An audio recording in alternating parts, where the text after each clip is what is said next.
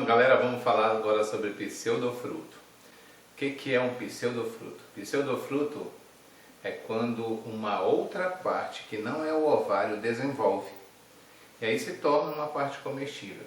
Então, geralmente nós vamos dividir em dois tipos de pseudofruto. Pseudofruto simples e pseudofruto composto, agregado ou múltiplo. Geralmente são esses termos assim que nós escutamos mais falar.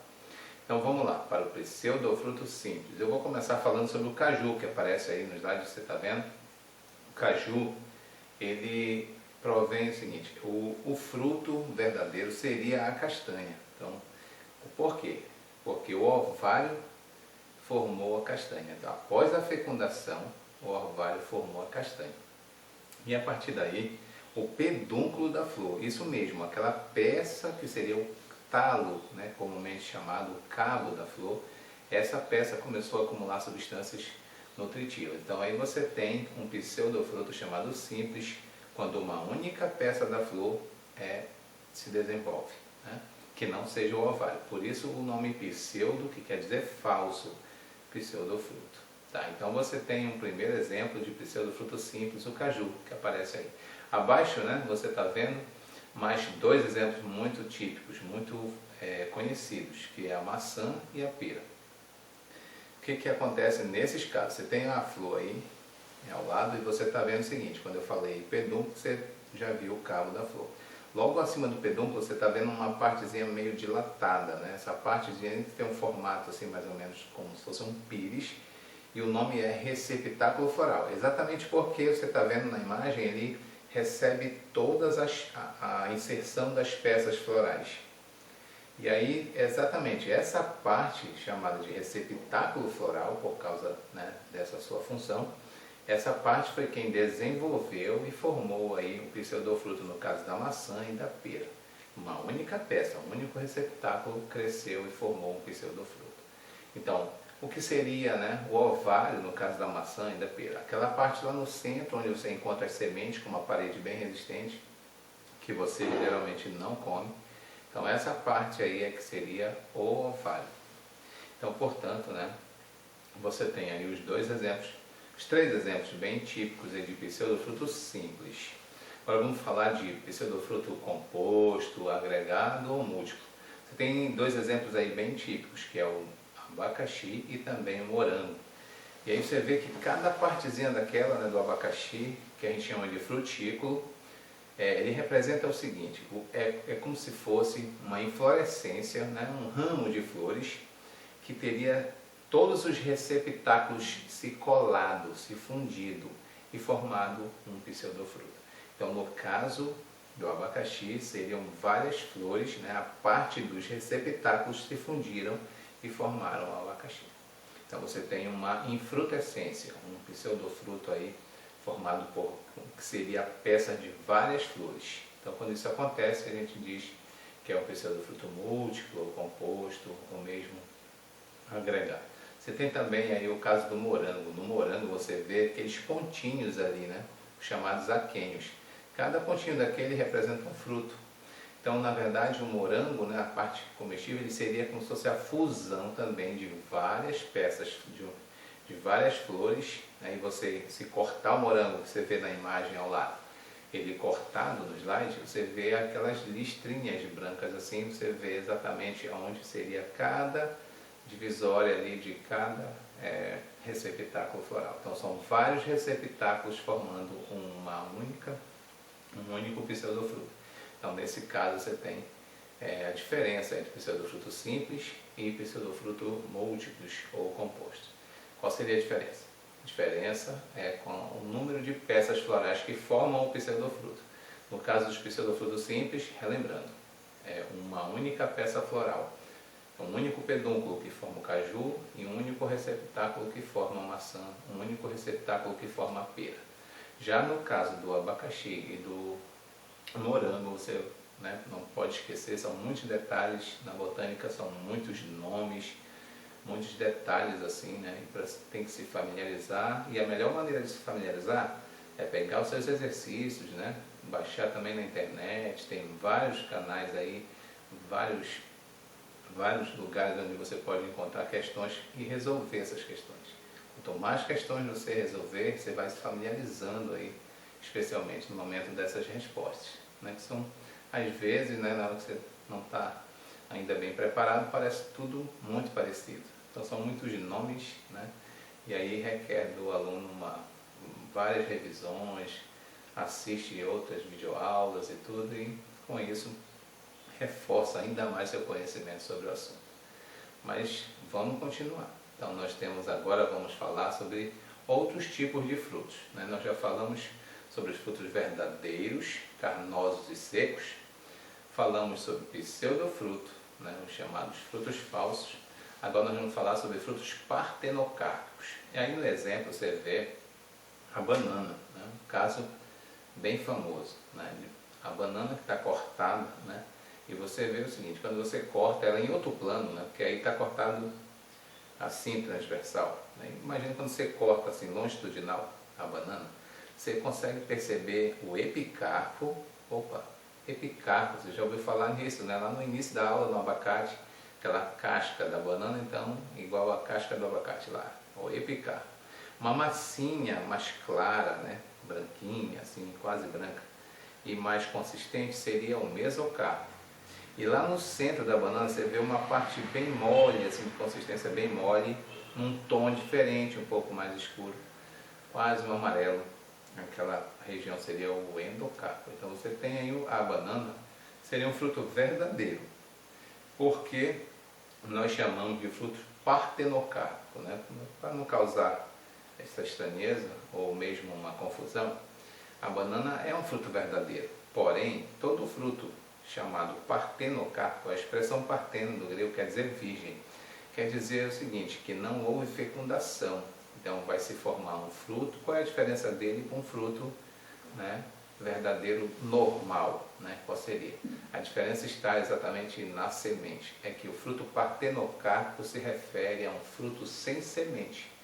E aí você tem também aqueles casos, né, bem famosos hoje em dia, das crianças, né, que os pais procuram, né, com todo carinho, uvas em caroço, para evitar, né, qualquer engasgo, qualquer coisinha assim, da criança está engolindo, né? Nosso tempo não tinha isso, mas as crianças hoje em dia têm uva sem caroço. Imagina, né? Vocês devem ter uva sem caroço, parece que, né?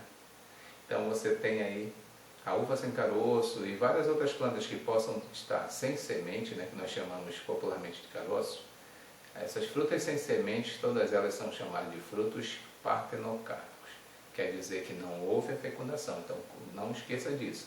É um fruto verdadeiro? É um fruto verdadeiro. Qual é a diferença do fruto partenocárpico? É que ele não tem semente. No caso de uma questão, é muito importante você lembrar dessa diferença, que o fruto partenocárpico é um fruto verdadeiro, porém é um fruto sem semente. Tá? Então, continuando, né? Nós falamos já sobre frutos partenocárpicos, e aí existe uma expressão chamada fruto geocárpico. Não é tão comum, mas é bom saber. Frutos geocárpicos são aqueles que se formam no solo, né, geralmente subterrâneo. E o exemplo clássico disso é o amendoim. Então você tem aí um fruto chamado geocárpico. Não é tão comum nas questões, eu mesmo nunca resolvi uma questão sobre esse tema, mas é bom conhecer, conhecimento nunca é demais.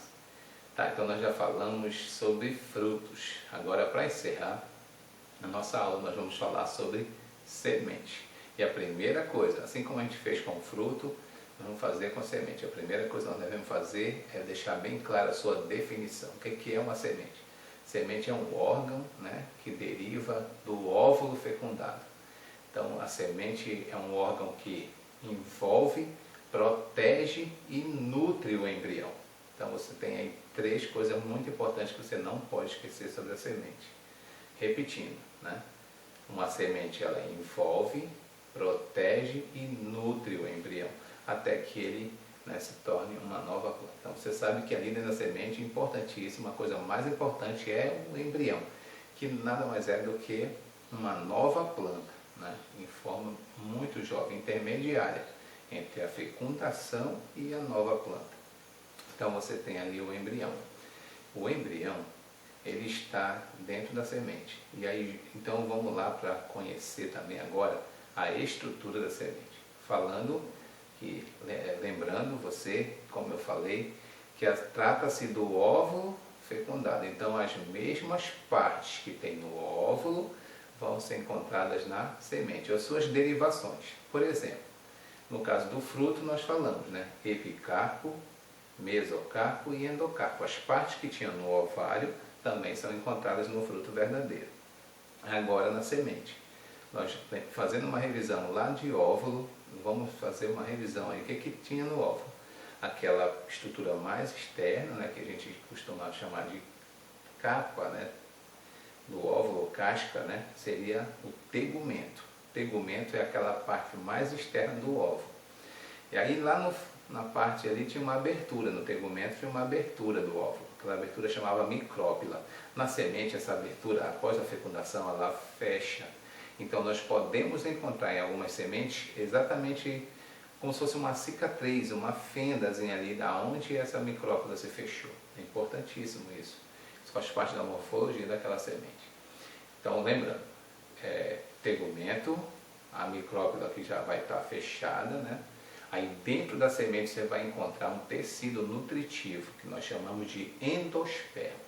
Esse endosperma, quando a semente for germinar, lembra que ele pode abrir, se dividir ou não, né? Então ele vai formar os chamados cotilédones da semente. O que seriam os cotilédones? Seria uma espécie de folha nutritiva que vai servir de alimento para o embrião enquanto ele não pode realizar ainda a fotossíntese, né? Assim se garantir sozinho a nova planta. Então você tem tegumento, que seria a casca da semente. Aí você tem dentro o tecido nutritivo chamado de endosperma. Esse endosperma é importantíssimo, né? Porque é ele quem vai ser o tecido nutritivo. E nas angiospermas, não esqueça, o endosperma é triploide, né? Por quê? Porque nas angiospermas ocorre dupla fecundação. Então aí você tem uma informação. Então nós já falamos do embrião, do endosperma e da casca da semente.